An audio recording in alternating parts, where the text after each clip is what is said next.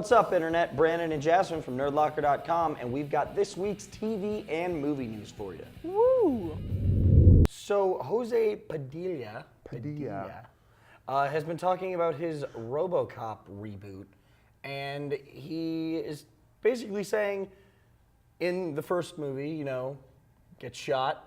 And he's Robocop and all of a sudden, you know, surgery happens, and then you get Robocop. Science. Well, he wants to focus his movie on the science part about it. Because he thinks that's more interesting to have the character development of the man inside the machine. Yeah, it's not Robocop. It's not about some dude is an awesome cop and then all of a sudden he's dead or he's really injured. Now he's a robot cop. Now he's a robot cop. And later on, as he is a robot, he learns, and he still has that human side to him. Instead, it's just going to be like, hey, guess what? This guy's a human. He's being forced into a robot. Yeah, how does he deal with that? You know what I don't want? That. An artsy Robocop movie. Yeah, first of all, when the movie's called Robocop, how deep are we getting here? Like, it's about a metal cop. Who hears Robocop like, that sounds intriguing. Robocop? Oh, the possibilities. Oh my goodness. Oh, we can really delve into his psyche. Cop? I want to see a robot cop shooting bad guys in the face. I want to see him banking bullets off of walls. Or shooting that's what he does with his awesome computer. Remember? Yes. First one right in the thigh. It's yeah. Like, oh, and you're like, oh, he can do that. He's a robot. You know what sums up Robocop for me? The one line. And I'd buy that for $1. That's what Robocop should be. Not, I wonder what's in his brain. Or like kind of the Dr. Frankenstein feel of it. Like, how can I do this to a man? No, let's see Robocop. Robocop, dog. Let us know what you guys think. Do you want an artsy Robocop film, or do we want an awesome Robocop? Do we want Robocop? So we have reported on the Transylvania film Adam Sandler's doing before, and now we've got some more news for it. We already knew it was going to have his Adam Sandler's crew of like David Spade and stuff like that, but now Miley Cyrus has joined in. So, what do you think? I don't know. I haven't seen Bolt yet, so I don't know about her voice acting. I know that you said that you like it. Yeah, but I'm a fan of her voice acting. It's weird to picture Adam Sandler and Miley Cyrus doing something, even if it's just voices.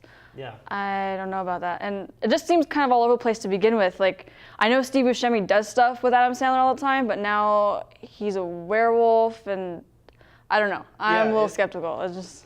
I feel the exact same way. I don't like Adam Sandler. I liked his old stuff, but I yeah, just feel he's not recently, funny anymore. Yeah, I agree. And it's just such an odd combination. Alone, they may have talent, but it's just like some combinations you're like, oh yeah, that's awesome. Like the Expendables and stuff like that. That was like, that's a good combination. Yeah. This one more seems like oh really? So. And I really liked Steve Buscemi working with him before, but now he's gotten more serious. Now he's going back to comedy. Like that's the one I can't get rid of is this Steve Buscemi. Yeah. I don't know. So. We'll see how it is, but let us know what you think in the comments below. So it seems that a Clash of the Titans sequel, Wrath of the Titans, dun dun dun, isn't enough for moviegoers. Oh no, I need more. Even though they haven't even seen the not even completed Wrath of the Titans, we're already having a third one. Probably Orgy of the Titans, I don't know. Aftermath of the Titans. Aftermath, freaking Indigestion of the Titans, like... What are they going to talk about? What are they going to say? Appendectomy of the Titans. Yeah, right? Appendicitis of the Titans. I just think it's funny that after they even came out and said, hey, sorry for that crappy movie, here's 2 more.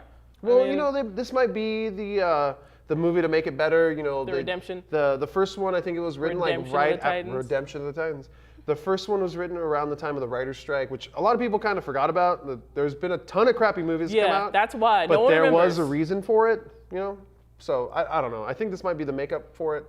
But still. I'm not gonna watch it. I love the original, and then the new one looked cool. And then they killed it. Looked cool, but it just. They drove a spear through the heart of the Titans movies. Yeah, magical spears. All right, so Benicio del Toro is expected to be offered the role of the villain in the second Star Trek movie by J.J. Abrams. I think that he would be crazy not to accept this. The only real question is, who do you think the villain is? I've read a lot of articles saying that the writers have sort of pegged Khan as the next villain. I've heard a lot of Khan talk. Me too. I mean, obviously, nothing's confirmed, but that's what everybody is believing. Yeah. And I'm with you. I think he'd be stupid not to take this, and I actually hope he does, because I'd love to see a villainous Benicio del Toro. I love him in everything he does, too. He's so awesome. This is a win-win for me. Me too. So George Miller was actually promoting his new Happy Feet movie. This is actually really weird. I got to stop this right now. This is a really weird story because he's promoting Happy Feet, but he's talking about his like Mad Max 4 movie that he's doing. He's got range. He's a huge jump. I still want him to see Justice League from him, but anyways, let's divert. Back to the thing. Promoting that, he was talking about Mad Max Fury Road and how it's kind of like delayed. It's supposed to come out in like 5 months. But they have not started filming because the main location that they had for it actually got completely like drenched in rain. It was supposed to be post-apocalyptic and like a desert, just a wasteland. A wasteland. Now it's lush, full of life and wonder. It's completely not what Mad Max is supposed to be in. The funny thing about that is they had a backup place in Namibia, and guess what? Is pretty much going through the same thing. Hasn't stopped raining. Yeah. After like 120 years of drought, this place is like getting rain. I just think it's funny nonstop. that like they had this location and they're like, "Hey, the storm's over. Let's go check it back out." And you just see him walk up and go, "Yeah, that's not Mad Max." Oh man. It's like just change the script and like make it a positive movie instead of post-apocalyptic. Everything's it's like green post-apocalyptic where it goes back apocalypse to after the apocalypse. Apocalypse the.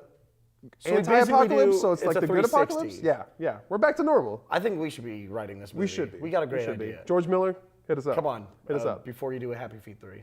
Yeah. So the next movie to hit the remake wheel, which is something I never thought I'd hear, Maniac. Aw? And it will actually, I guess, going to be starring Elijah Wood. That's where you lost me hardcore. I don't. Elijah, pretty boy, young face, Wood.